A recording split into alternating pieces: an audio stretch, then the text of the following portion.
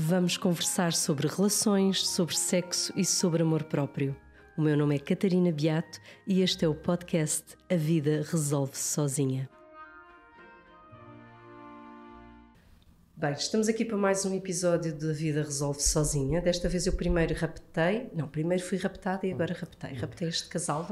Isto é um podcast sobre amor, portanto é um amor a três. Não, é só sobre amor. Não há, aqui, agora, hoje, não há aqui conversa de nada a três.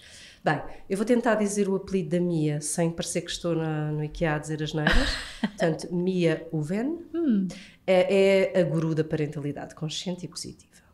Nasceu na Suécia, estudou recursos humanos e encantou-se pelos humanos, pais, e tem sido esse o caminho do seu estudo e profissão. Comunicação nas famílias, viver isto de ser pai e mãe, e a base, eu acho que é a base de tudo, o mindfulness. É a pessoa com quem mais me identifico quando escreve sobre o desafio do amor mais difícil da vida, que é ser mãe de um adolescente. Mas já voltamos a esse amor. Depois temos Pedro Vieira, homem do Porto, tímido assumido durante a travessia do crescimento, depois licenciou-se em Economia, perdeu-se um economista, felizmente, porque a programação neurolinguística, o coaching e o desenvolvimento pessoal foi o caminho. E este tímido faz palestras para mais de 50 mil pessoas e anda por aí a subir aos palcos, portanto o tímido também se perdeu com o economista. E, entretanto, temos aqui pessoas capazes de inspirar milhares para uma vida mágica. São autores do podcast Inspiração para uma Vida Mágica, apaixonados por esta missão do desenvolvimento pessoal, mas a razão por que estão aqui é que são também uma equipa de amor romântico. Portanto, temos aqui um casal, pai de 3 filhos. Certíssimo. Portanto, aquilo que vos vou pedir, como é óbvio, tendo um casal à minha frente, é que me contem a vossa história de amor. Estamos a falar só ali dos primeiros tempos. Só quero como é que se conheceram. Queres começar? Sim, Eu sei que foi na Irlanda. Foi na Irlanda. Só Nós sei isso. conhecemos na Irlanda há quase 22 anos. Faz 22 anos, 15 de fevereiro. Sim. Estudantes universitários. Erasmus. Aliás, nós em março vamos lá voltar com os nossos filhos para lhes mostrarmos Os vossos caminhos. os sítios onde nos conhecemos. Sim, Sim, nós estudamos, fizemos um programa Erasmus. A Mia vinha da Suécia, eu vim do Porto. Adoro essa junção de sotaques, vou-vos dizer. Eu ouço o podcast só para ouvir isso. Às vezes já me perdi no que vocês estão a dizer, porque o podcast tem esse lado que embala, e estou a pensar, opá, adoro. Sabes que eu costumo dizer que o meu é o verdadeiro sotaque do Norte. Bem, eu acho que é mais o Pedro, mas pronto, Mia, não tem mal. E então eu quero que me digam o momento em que se viram. Eu lembro-me perfeitamente. No Abbey Hostel, No Abbey Hostel, ao lado do Rio, no centro de Dublin. Tínhamos acabado de chegar lá. Havia assim uma confusão porque a universidade não tinha arranjado o sítio onde nós ficarmos. Íamos ficar num hostel todos. Pelo menos durante algum tempo. Algum tempo. Mas naquele momento já tinham proposto ficarmos lá os meses todos. Mas houve uma reunião no espaço comum, que era assim, uma sala de comer, não era? Eu já lá estava. Sim. Porque os portugueses chegam sempre primeiro. Óbvio. Eu já lá estava e depois tu entraste com mais algumas pessoas e ficaste sentado assim mais ou menos à minha frente. Era uma mesa do outro lado, sim. Grande, comprida. Mas quando se viram, houve faísca? Houve foi ali qualquer coisa. Houve faísca. Aliás, a parte mais estranha da faísca foi que a Mia estava sentada à minha frente e atrás da Mia havia uma vending machine. Máquina de vending. Uma máquina de venda de refrigerantes. E tinha assim um grande logo da Pepsi assim, atrás da Mia. E portanto eu quando olhei para a Mia disse, uau, isto parece uma publicidade. Ela era muito, muito bonita. Sim, ainda estou a dizer aquela visão no momento. Sim, foi assim uma visão especial. E a primeira vez que trocaram palavras? Eu lembro-me que foi assim, só nós os dois, nós estávamos naquela altura, não havia telemóveis, coisas, tínhamos que ir para a sala de computadores para poder enviar e-mails e estávamos sentados um ao lado do outro e eu pedi-te para traduzires para português, como dizer parabéns em português. Sim, tu estavas a dar os parabéns a alguém e era uma desculpa ou era uma desculpa para... Ia fazer isso, mas aproveitei, não é? Curiosamente, eu desde os 14, 15 anos, ou antes até, aos 15 anos foi a primeira vez a Portugal. Mas há anos antes de conhecer o Pedro eu dizia que queria aprender português. Que giro. Portanto, eu já tinha treinado assim um bocadinho, sabia os números e por aí fora, mas isso também foi a desculpa. Eu disse-lhe então que eu queria aprender português e foi assim que começaste-me a ensinar palavras em português. E daí até que ponto quando é que chegamos a um momento mais interessante, do ponto de vista amoroso? O momento em si tinha alguma complexidade, porque tanto eu como a Mia tínhamos... Namorados? Nos vossos países de origem. Exato. Ok. Portanto, foi... estes primeiros Foram momentos, deixando acontecer, mas... estes primeiros momentos... Foi assim alguma resistência? Sim, houve resistência, ao mesmo tempo a vida tinha assim um plano para nós que foi sobrepondo às resistências. Depois regressaram aos países de origem? Depois regressámos e acho que tivemos 3 anos, andamos a viajar para trás para frente até eu me mudar para Portugal. Depois, contra todas não é? As pessoas, principalmente as tuas amigas portuguesas lá, estavam sempre a dizer que aquela sueca, não sei o quê, tá. Depois ela vai se esquecer do Pedro, não é? Mas achavam que não... Eu achava que não era para durar. E na realidade foi difícil estes primeiros... Em que país é que deram o primeiro beijo? Na Irlanda. Okay. Mas na realidade foi difícil, não é? Diz-se que as relações à distância têm um conjunto de dificuldades muito próprias e nós vivemos essas dificuldades. Porque, ainda por cima, eu claro que fui algumas vezes à Suécia, a minha veio algumas vezes a Portugal, só que nem sequer tínhamos capacidade financeira para estar a fazer isso muitas vezes. Viajar era particularmente caro nessa altura. Eu acho que em jeito de consultório sentimental, que é isso que nós aqui temos, acho que vocês são perfeitos para responder aqui a uma primeira pergunta, que é algo que estão sempre a questionar-me, como se eu soubesse a resposta, e de facto não sei porque nunca passei por isso. As relações à distância sobrevivem? Neste caso, a distância sobreviveu. À distância... Quais são ou seja, o que é que distingue que sim, vamos nos manter nesta relação à distância porque vai funcionar, ou se calhar o melhor é... Eu acho que vou dar uma resposta que provavelmente diria em relação a qualquer relação, que é a comunicação. De falarmos sobre tudo aquilo que temos para falar, não é? De sermos verdadeiros uns com os outros, das dificuldades, daquilo. Nós acho que também acreditamos aqui numa honestidade radical, principalmente hoje em dia, né? Mas mesmo acho que desde o início éramos muito honestos um com o outro. E realmente havia ali qualquer coisa que eu não sei explicar, que me mantinha muito ligada ao Pedro. E acho que não houve assim... houve momentos em que estava mesmo muito farta, mas nunca houve um momento em que sentisse que quero desistir disto. E tu, Pedro? Que bonito, Mia. Sim. Isso foram palavras apaixonadas. Para mim foi mais ou menos igual. Eu lembro-me de sentir às vezes muita insegurança, não é? Lá está o tal rapaz tímido de que falaste na introdução. E a loura sueca. E de repente está a lidar com uma namorada sueca que está lá na Suécia, em princípio rodeada de suecos charmosos, não é? Lindos, altos, espadaúdos, e que devem estar o tempo todo a dar em cima dela, e portanto isso gerava muita insegurança. Aliás, eu até tinha um bocadinho de dificuldade em entender o que é que esta pessoa, o que é que esta mulher está a ver em mim que faz com que prefira ter uma relação comigo por telefone, né? Por e-mail e cartas, escrevíamos cartas. E em vez daquilo que seria em princípio mais fácil, que é ter relação. Tiveste aquele pensamento, que eu escrevi um post há pouco tempo sobre isso, tiveste aquele pensamento, a Mia é boa demais para mim? Sim, em alguns momentos senti claramente isso. Ainda por cima porque também havia aqui algumas questões culturais também envolvidas, que é, eu pelo menos na altura achava que, para que é que um sueco se quer envolver com um português? Nem tinha a ver só com nós especificamente, mas no geral, parecia-me as visitas primeiras que eu fiz à Suécia mostraram-me assim uma sociedade que em alguns aspectos era de facto mais avançada, mais evoluída. Não tinham o nosso sol, não tinham algumas coisas que nós gostamos tanto, mas porque é que esta pessoa está tão interessada em mim? E, Nem eras rico? Não, sim, não. O que é que está aqui a acontecer? E havia de facto assim, uns sentimentos muito fortes que foram sendo muito intensificados precisamente por causa dessa partilha, da conversa. A Mia ia mostrando continuamente que me estava a ver a mim enquanto pessoa.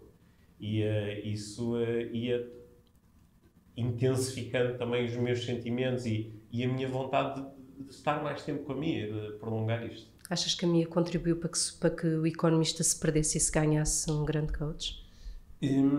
A Mia contribuiu de certeza, embora isso também tenha sido meio acidental, porque eu no início da minha carreira profissional, eu inicialmente decidi que ia ser empreendedor e portanto criei uma série de projetos que todos faliram.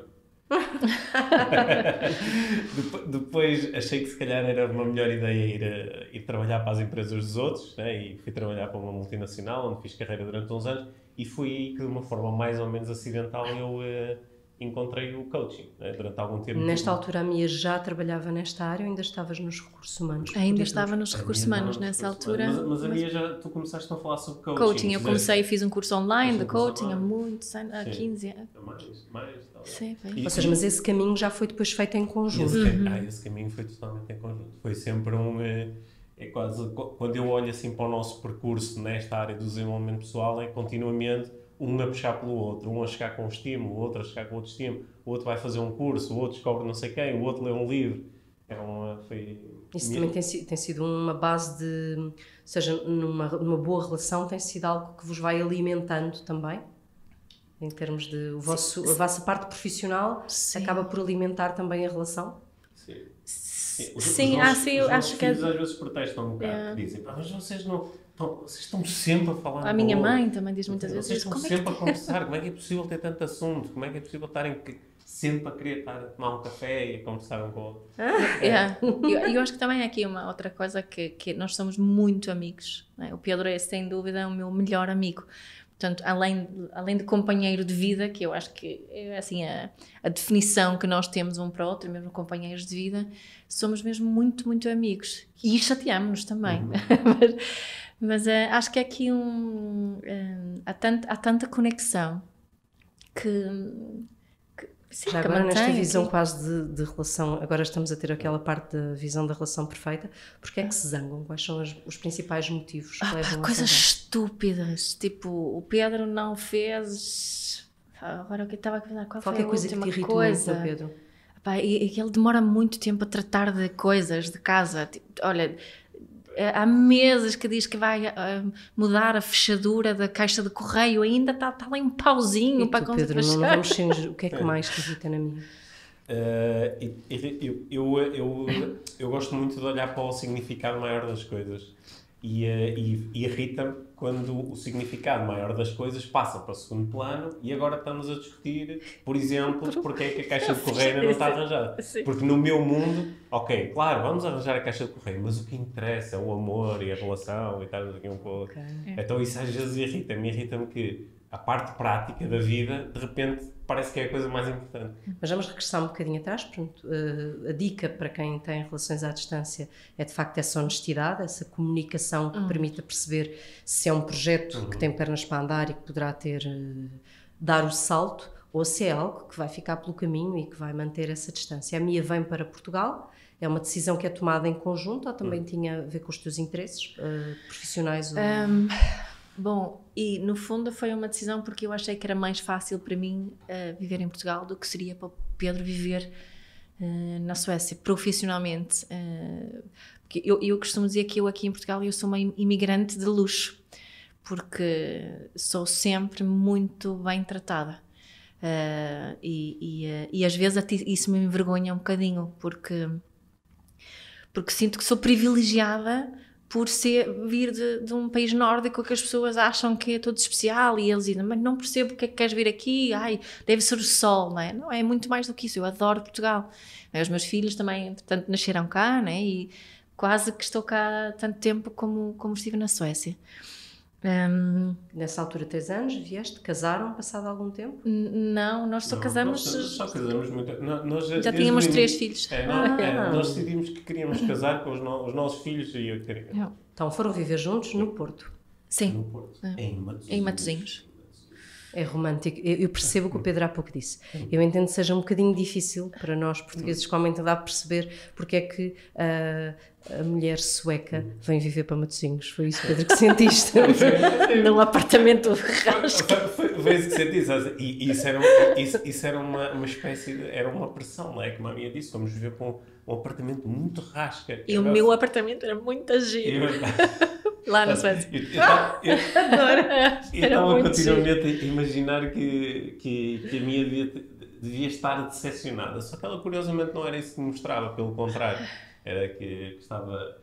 Também a mãe da Mia é montenegrina. Eu acho que já há ali qualquer coisa no sangue da Mia que também a faz apreciar, por um lado, a organização e a estética nórdica, mas também, ao mesmo tempo, assim, um bocado...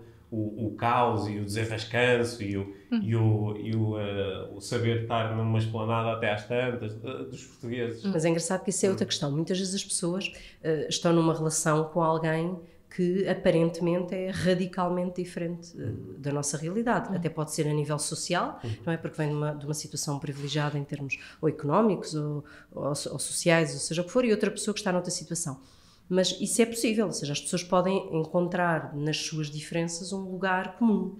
Sim, eu acho que, e aqui também vou utilizar não só a nossa experiência, mas também a experiência de todos os casais que eu fui acompanhando ao longo dos anos. Claro. Acho que isso é possível desde que hajam intenções em comum muito fortes.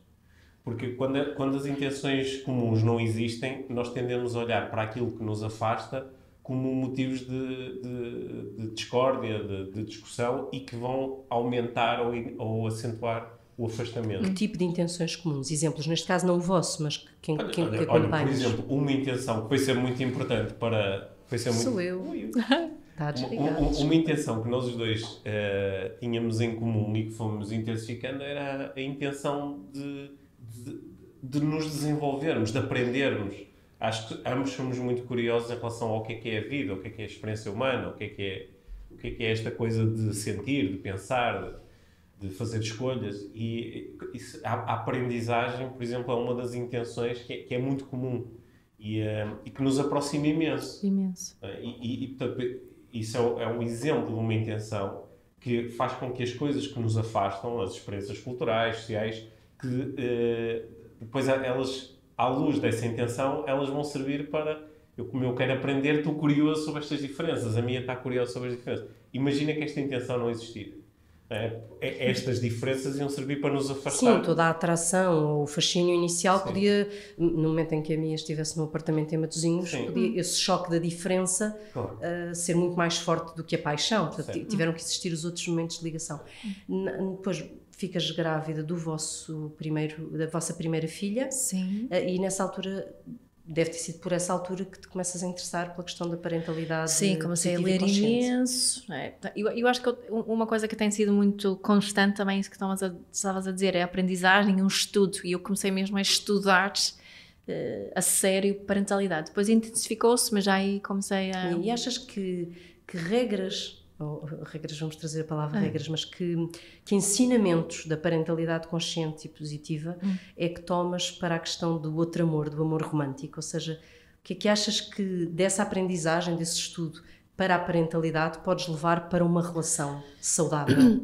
Para mim a base é a mesma. Eu falo muito em alguns valores, que eu chamo dos valores da parentalidade consciente, que seria o igual valor, o respeito pela integridade, a autenticidade e a responsabilidade pessoal.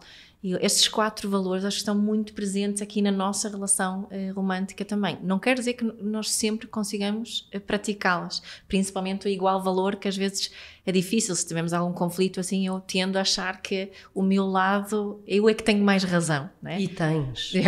Obrigada, já ficas a saber. Pedro, toma isso como uma verdade, facilita imenso. Exato. Mas acho que estes valores que acho que estão presentes no nosso dia-a-dia, tanto na nossa relação como na relação dos nossos filhos. Eu costumo dizer que podemos praticar parentalidade consciente com toda a gente, não é? Porque é sobre relações, e isso que na parentalidade, o que me interessa é a relação, não é tanto a educação. E se estamos a falar de uma relação, claro que há diferenças numa relação pais e filhos para uma relação romântica, mas a base, se nós queremos uma boa e saudável relação, para mim estes 4 valores são fundamentais e têm funcionado muito bem. Tu falas muito em 2 coisas, tanto na parentalidade como estavas a falar em relação ao Pedro, que é a comunicação e a questão da amizade. Não é? Yeah. Nós somos, é óbvio, somos pais, somos casal, mas a base tem que ser a da amizade. Sim. No sentido de respeito, no sentido de partilha, em que sentido? No sentido de respeito, de partilha, de conseguirmos oferecer um espaço seguro para a pessoa se sentir vista, aceite, ouvida. E acho que a amizade, para mim, a verdadeira amizade é isso, não é? Alguém que olha para mim e adora-me, tendo maquilhagem ou não, estando com olheiras ou não, não é? Estando feliz ou estando infeliz. E é assim que eu quero estar também com os meus amigos e os meus filhos. Portanto, a amizade para mim esse é o espaço que pode segurar o meu ser, não é? E quero oferecer esse espaço também. Nesse lugar confortável, não se perde a parte do desejo, da paixão? Eu acho que não, acho que se intensifica, porque a amizade, a amizade dá uma base sólida à relação. Eu acho que nós, enquanto grandes amigos, sentimos-nos mais à vontade para arriscar. E o arriscar mesmo aqui, a nível íntimo. Sim, mesmo a nível íntimo, não é? O arriscar aqui é o poder partilhar com o outro quais são os desejos, quais são as fantasias. E isso é mais fácil de fazer sem quando medo. Do outro lado temos a certeza que está um grande que não amigo. existirá crítica, não é? Não vai existir crítica, que não vai existir julgamento, quando muito vai existir olha, isso não me diz atrai, nada. não me diz nada, não me atrai muito, vais ter que me falar um bocado mais sobre isso. Ou ok, vamos ter que fazer uma experiência. Mas não há, nós da parte dos nossos amigos não contamos com o julgamento. Portanto, eu vou partilhar isto com um amigo, estou a contar que por causa da amizade esta pessoa vai sobretudo olhar para mim e ter curiosidade em relação a mim. Não põe nada em causa. Sim, sim. A amizade dá esta solidez de que mesmo quando eu cometo erros, não é? ou corro riscos, de que o resultado que possa ser gerado por esses erros ou por esses riscos não vai colocar em causa nada de estrutural, porque isso está assegurado pela amizade.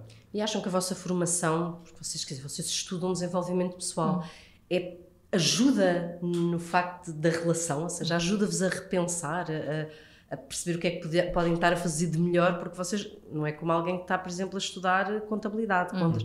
Vocês aquilo que estudam é a relação com os outros e depois estão um com o outro. Ajuda-vos? Sem dúvida, eu diria, sem dúvida. Não... Mas ainda assim há falhas. Qual foi assim o pior momento da relação, o momento mais difícil? Houve muitos momentos difíceis na relação, porque houve momentos, houve um momento complexo, foi uma altura em que lembras-te que eu te falei da minha veia empreendedora no início? Eu depois, uns anos depois, voltei à veia empreendedora e continuei a manifestar a capacidade de levar projetos à falência. E isso, houve um momento em que teve consequências para a família. Teve consequências para a família, passamos por momentos financeiramente muito duros, que curiosamente são daqueles momentos que depois passam 5 anos, 10 anos e tu olhas para trás e dizes ainda bem que aquilo aconteceu, ou foram momentos onde nós ainda nos unimos mais e ainda nos aproximamos mais e foram difíceis, foram momentos o dinheiro é um problema, é uma das principais razões de separação, nas relações, não é? Eu acho que sim. É um problema. Sendo que aqui para nós, na nossa vida em casal, nunca houve a questão do meu dinheiro, do teu dinheiro, nós nem sabemos o que isso é. O dinheiro é de todos. E agora, quando ele não existe de todo, não é? Quando ele vai ao zero, isto obriga-nos a fazer certos ajustamentos e esses ajustamentos também trazem tensão. Mia, foi um momento em que esse teu lado mais racional, mais nórdico, questionava o que é que te passou na cabeça? Seu português irresponsável. Sim. Eu questionei e fiquei chateada. Só que ao mesmo tempo havia sempre, não sei, também nunca te disse para não fazeres as coisas, não é? Mas sim, foi também é um momento que guardas como mais difícil da relação, Mia? Sim, foi assim um período, não é? Sim, acho que sim. E o que é que mudou depois dos filhos? O que é que mudou depois dos filhos? Ou não sentes que a relação tenha... A relação a dois, o que tenha, se tenha ressentido ou tenha sofrido reajustes. Houve assim a fase deles serem mais pequenos. De muito cansaço. Da nossa vida familiar estar muito em volta deles. Estar muito em volta deles. A logística com o tratar de 3 crianças pequenas quase retirava espaço para a nossa logística a 2. Não que isso não fosse possível. Eu acho que nós não estávamos mergulhamos às vezes de tal forma, ainda por cima em momentos profissionalmente muito intensos para os 2, com 3 crianças e... Estávamos muito na roda do hamster, não é? Que a correr e acho que nessa fase descuidou-se, se calhar, um bocadinho da relação, não é? Não... Mas depois acho que tivemos assim os momentos que também coincidiram com eles começarem a ter algumas necessidades que passam a satisfazer sozinhos, não é? Acho que passamos assim por uns momentos de repensar a nossa relação e de redescobrir outra vez assim uma paixão intensa. Gostei do olhar do Pedro, uma paixão intensa. E esses momentos, vocês mantiveram-se sempre a trabalhar, ou seja, uma parte do vosso trabalho em conjunto? Ou a partir de que altura é que isso aconteceu? Bom, nós trabalhamos mais em conjunto agora do que antes, não é? Sim, muito mais. Aliás, cada vez mais, não é? Isso tem sido assim... Nós temos sempre estado a acompanhar o Pedro, que se despediu primeiro, e eu ainda mantive um trabalho por conta de outra em algum tempo, mas depois, quando a minha parte da aprendizagem consciente e do mindfulness cresceu também acabei por me despedir. E... Eu comprei um curso teu há imenso tempo. Sério? É verdade. Muito bem. E então, trabalhar juntos é um desafio ou é positivo para a relação? É super positivo. É super positivo. E acho que para mim é fundamental esse não se fartam um do outro? Não. Lá está, como estava a dizer há um bocado, nós chateamos-nos, não é? Mas não fica assim... acho que a palavra não seria um fartar. Não. Nem tenho a sensação às vezes de para quê? Mais ali a minha não está metida nisto ou agora já estamos em casa, agora também estamos aqui a trabalhar neste projeto. Pelo contrário. Aliás, até acho que a última vez que conversamos sobre isto, eu estava a dizer à Mia que me apetecia tê-la mais vezes próximo a participar nos cursos, nos projetos que eu tenho, onde a Mia aparece lá assim como convidada, está lá umas horas. E eu acho que tenho a vontade de ainda ter mais esta... O que eu sinto aqui é que quem compreende mais o meu esforço, os meus desafios profissionais é o Pedro. Não é? Embora nós trabalhamos com equipas e temos pessoas a trabalhar connosco e que nos assistem e que contribuem de uma forma incrível, não há ninguém que compreende o que é estar à frente de um grupo a entregar uma certificação na minha vida como o Pedro. E acho que essa como é que posso dizer, mas de me sentir vista, essa empatia, sim, existe uma empatia profissional muito forte. Portanto, isso é muito importante. Mas vocês apreciam verdadeiramente a companhia um do outro. Sim. Sim. Isso é bom, é porque conversam muito, como diziam os vossos filhos, têm sempre alguma coisa para dizer. Temos sempre, sim, isso foi a razão do podcast, tem muito a ver com isso, não é? Nós materializarmos um bocadinho essas conversas. E silêncios constrangedores existem ou os silêncios são sempre confortáveis? Acho que não existem. Só se há aqui assim uma discussão e não falamos. E o Pedro opta por fazer silêncio. Não é muito habitual. Como é que resolvem as vossas discussões? Vamos supor, vocês tiveram uma discussão, o assunto é irrelevante, pode ser a caixa de correio. E depois como é que resolvem? Quase sempre qual é assim, o panorama? O que é que acontece? A Mia fica zangada, fala muito, tu ficas mais em silêncio, ou como é que vocês gerem? Eu acho que nós temos, acho que tanto um como o outro somos bons depois a perceber que aquela irritação, aquela excitação interna de quando nós ficamos zangados e o nosso ego está ali a berrar por todos os lados, nós sabemos, acho que ambos sabemos que isto vai passar. Daqui a 10 minutos vai ser diferente, daqui a uma hora vai ser diferente. Portanto, acho que somos bons às vezes a esperar que essa irritação diminua para depois podermos falar sobre isto. Eu lembro-me, eu tenho assim muito esta memória de há 2 anos nós estávamos em casa e houve uma discussão qualquer e eu peguei no lixo, fui para lá fora, saí de casa e estava a pôr o lixo e lembro-me de ter tido o pensamento, eu quero me divorciar. E a seguir tive um ataque de riso descontrolado, que loucura, não é? Que que é o meu sistema está tão excitado por esta discussão que agora de repente apareceu este pensamento. Olha, eu posso partilhar, eu há 4 anos, sim, quando estava grávida da Maria Luísa, o Pedro estava em reportagem na Rússia e eu deixo lá abaixo para ir alimentar os cães e encontro um saco. E olho, o saco continha as fezes dos cães de várias semanas. E eu estava muito grávida e a perspectiva era carregar aquele saco para o lixo. Eu, tendo que subir umas escadas, eu lembro nesse momento, enquanto subia com o saco a cheirar a cocó por todo o lado e pensava, eu vou-me divorciar. Pode vir o terceiro filho e a terceira relação falhada, mas eu vou-me divorciar. Depois deitei o lixo lá fora, respirei, depois pensei, ai meu Deus, que grande disparate.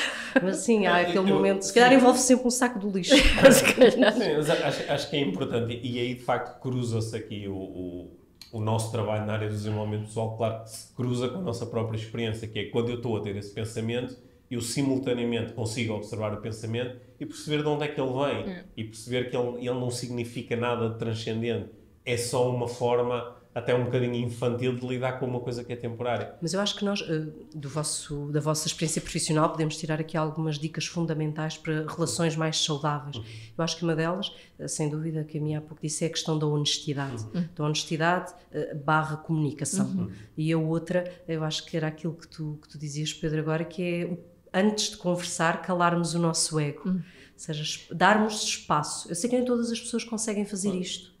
Mas é preciso dar espaço antes de uma conversa. No fundo, é assegurar que quando estamos a ter uma conversa que é importante para o relacionamento, que há certos recursos que estão presentes. Exatamente. Porque é mais fácil ter esta conversa se eu conseguir estar tranquilo, se for paciente, se estiver conectado com o outro, se estiver curioso em relação ao outro. Ora, quando eu estou irritado, estou zangado, estes recursos desaparecem. Portanto, se calhar não é o melhor momento para ter tomar decisões sobre o que é que vamos fazer com a nossa vida. E também o momento de reconexão, que eu acho que é extremamente importante, porque acho que em alguns casos, quando se discute, depois a discussão acaba e faz-se de conta que não aconteceu nada. E acho que isso nós não fazemos. Não é? Se for alguma coisa assim mais importante, ambos temos a intenção muito clara e sabemos que vai haver um momento agora logo a seguir ou no dia a seguir onde nós podemos falar sobre este tema com todos os recursos disponíveis, não é? E acho que esse saber está sempre ali implícito. Quem é que pede desculpa com mais facilidade? Pedro. O Pedro? O Pedro muito mais fácil do que eu. A minha também pede desculpa. Uma vez no ano, a minha pede desculpa. E quem se zanga com mais facilidade? Também sou eu. Mas as zangas da Mia são mais práticas, ou seja, a Mia tem uma capacidade muito maior do que a minha de, ok, agora zangamos por causa disto e agora pronto, já passou. E eu não, eu tenho mais necessidade de analisar e dar grandes significados. Dar grandes significados e, portanto, depois eu fico mais preso à discussão. Não no sentido de a prolongar, mas de o que é que isto significa e há aqui alguma coisa que não está bem. Pões mais em causa, não é? Sim, portanto, eu tenho uma necessidade maior de depois esta reconexão ser acompanhada também quase de um debriefing de, ok, vamos analisar o que Tu és o chato, Pedro, é isso? É isso. Okay. Eu sou o chato. Eu sou o chatotes. Chato. E presumo que neste momento já não vivam num apartamento em Matosinhos, aquele apartamento, mas ainda sentes um bocadinho o que é que a loura sueca digna de anúncio veio fazer para cá? Não, nós hoje também, a Mia já cá está há quase 20 anos, não é? 19 anos.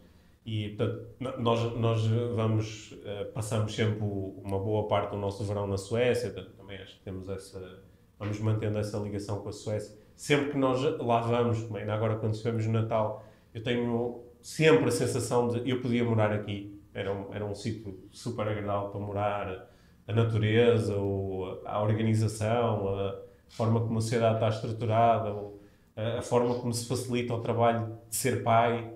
Todas essas coisas mostram-me que seria fácil estar lá. Depois, quando nos metemos no avião e voltamos para casa, também encontro depois, claro, uma série de outras coisas em Portugal que me dizem que também é bom estar em Portugal. Eu acho que para nós deixou de ter um significado tão grande estou aqui, estou ali. Já são do mesmo lugar e já são da mesma... Ou seja, já vivem culturalmente a mesma linguagem. Sim. Sim. E se tivessem que viver num país sem ser Portugal nem Suécia? Ui, boa pergunta. Onde vamos? Vamos para Costa Rica. Nós já há uns anos atrás tivemos Era esse mesmo projeto. a sério? Estivemos a investigar Costa Rica. Talvez um dia. Acho que nós, até agora, as nossas ideias sobre morar noutro país passavam por fazer esse movimento em família. O que ficou um bocadinho mais complexo com os percursos escolares. Claro. Portanto, eu imagino que quando os nossos filhos tiverem os 3 já em autonomia, tipo, estão a estudar ou estão a viver lá já foram na deles, se calhar vamos recuperar esta ideia de morar noutros sítios. Como é que imaginam a mim e o Pedro em velhotes, casal? A conversarem imenso um com o outro, se calhar mais com algumas conversas, lembras-te quando não éramos nós? Na Costa Rica ou por cá? Não, eu fiz uma promessa há uns anos, não sei se te lembras, que disse, quando me reformar eu quero ter um apartamento em Paris, lembras-te? Paris. E imaginam-se avós? Sim, ainda agora no Natal estava pensando nisso. Mais a minha avó do que o Pedro avô? Imagino-me um avô super fit. Crossfit em ti! Um avô crossfitter. Ela faz muito bem, eu não sei. Os miúdos vão para a escola e dizem, o meu avô é mais forte que o teu pai. Acho bem. Eu, por acaso, eu já fiz uma declaração prévia que não serei uma avó logisticamente presente. Espero que não contem comigo, que é para poder ter uma vida. Exato. Mas acho que engraçado que de facto eu acho que vocês são os privilegiados, não é? Porque o caminho que fizeram em termos profissionais e de estudo e de conhecimento, todo ele pode ser muito aproveitado para a vossa relação, não é? E isso é fundamental. Se tivessem que deixar assim os casais que estão juntos já há algum tempo, como vocês, não é? Porque atualmente, em termos de média de relação, vocês têm uma relação longa e estável. O que é que vocês deixariam como... Não conselhos, porque eu acho que isto não, mas como tendo uma relação estável e temos aqui pessoas do desenvolvimento pessoal, o que é que vocês deixavam como questões que devem estar sempre em cima da mesa para que a relação tenha mais probabilidade de correr bem? Tu já mencionaste uma coisa que eu acho que é realmente importante e que nós estamos sempre a voltar a isto, que é a intenção, de terem uma intenção em comum, de querer coisas em comum, para a relação, não é? Para a relação ter uma direção, uma intenção. Um projeto comum. Sim. E para a família, se tiver filhos, não é? Ter esta intenção para o projeto de família. Eu acho que é assim, um lugar comum dizer que a coisa mais importante numa relação é a comunicação. E de facto é a comunicação. O que nem sempre se explora é a comunicação como especificamente. Certo. E uma das coisas que tanto eu como a Mia acho que hoje somos claros adeptos é da comunicação com honestidade radical, que é poder partilhar com o outro tudo aquilo que vai cá dentro. Mesmo aquilo que possa vir assim de um sítio aparentemente mais dark, ou aquilo que possa vir de um sítio que aparentemente pode ser ameaçador para a relação, mas está aqui, vou pôr cá fora. Porque eu hoje em dia nem sequer imagino para que é que eu quereria ter uma relação com alguém com quem eu não posso partilhar tudo aquilo que está a acontecer cá dentro. E eu sei que isto é mais fácil dizer isto depois de ter uma relação de mais de 20 anos. Não, mas assim, eu tenho uma relação muito mais recente que a vossa, não é? Sem comparação, não tem sequer 4 anos, mas já comecei numa fase tardia, ou seja, em que eu estava muito consciente daquilo que seria necessário, nem estou a falar a 2, mas do que é que eu precisava que existisse na relação para eu aguentar estar nela. E é engraçado que eu precisei disso, que é, eu não posso deixar que nada apodreça cá dentro. Portanto, às vezes há coisas que estão nesse sítio muito escuro, às vezes até um bocadinho feio, e eu ponho cá para fora. Tenho aprendido, se calhar, cada vez mais a lapidar para que isso não seja não magoe, porque nós temos de dizer, as coisas vão sempre se calhar magoar um bocadinho, mas podem precisa, magoar mais ou menos. Não precisa ser bruta, não é? Pode ser elegante na mas forma... às vezes, por exemplo, imagina, eu e o Pedro saímos de Lisboa, fomos neste momento, estamos a viver na minha mãe, um projeto comum de uma casa, e eu no outro dia, que estava aqui de repente à noite, e disse, Pedro, e se eu já não quiser viver nesta casa que estamos a construir?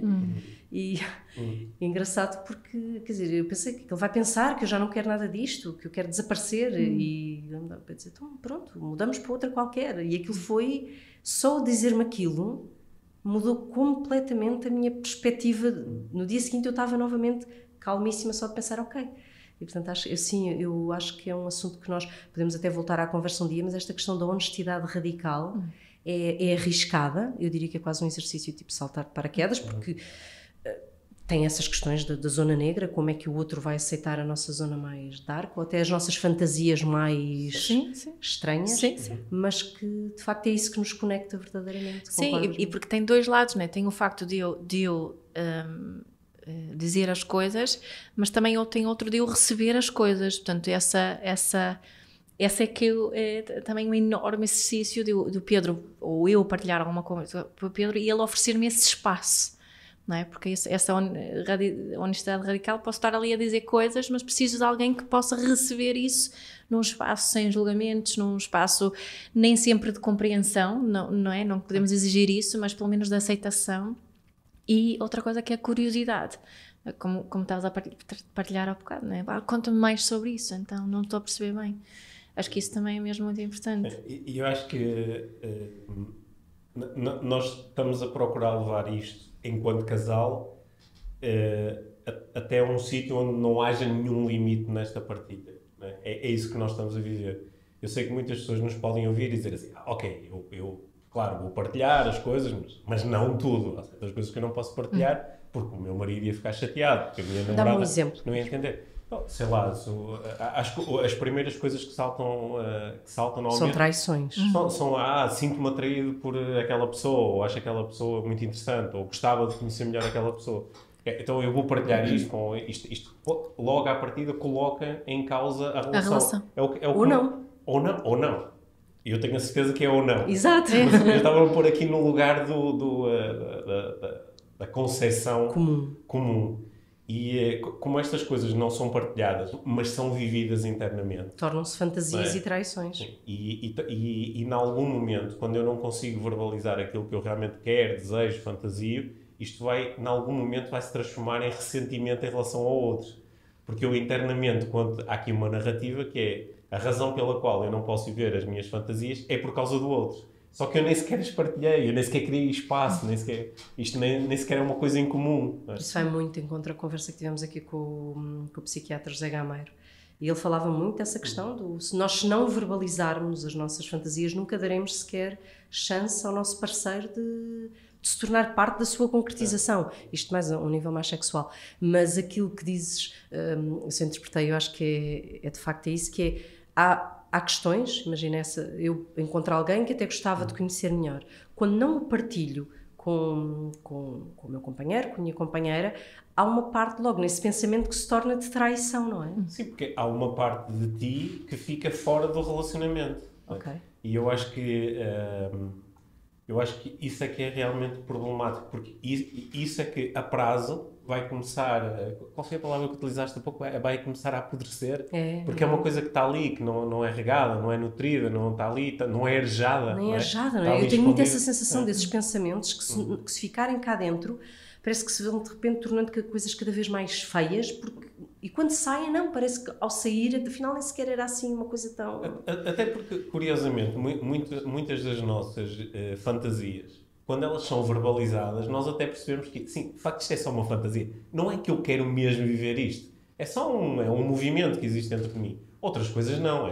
A fantasia é suficientemente consistente e recorrente para eu quero fazer alguma coisa em relação a isto. Mas eu acho que isto assusta muitas pessoas. E eu acho que nós também no nosso trabalho temos levado um bocadinho mais... estamos a falar cada vez mais em relacionamentos. Porque sinto que é a causa número 1 de sofrimento dos adultos. A maior parte das pessoas vive relações que não são honestas e sofre muito com isso. E depois recrimina normalmente o parceiro, quer dizer, eu não sou honesto porque ele nunca conseguiria aceitar isto, ou ela nunca me iria entender. E curiosamente já tenho experiências suficientes enquanto coach e a acompanhar pessoas, que quando nós criamos um meio delicado, apropriado, não é no meio de uma discussão, vou mandar uma cabra fora, não, mas no momento adequado, quando se faz estas partilhas, às vezes somos muito surpreendidos. Às vezes do outro lado a pessoa diz, olha, isso agrada-me, ou isso interessa-me, fala mais sobre isso. Ou eu também, vamos fantasiar juntos sobre isso. Eu também penso sobre isso. Aliás, não é por nada que um dos nossos episódios mais ouvidos do podcast chama-se Let's Talk About Sex.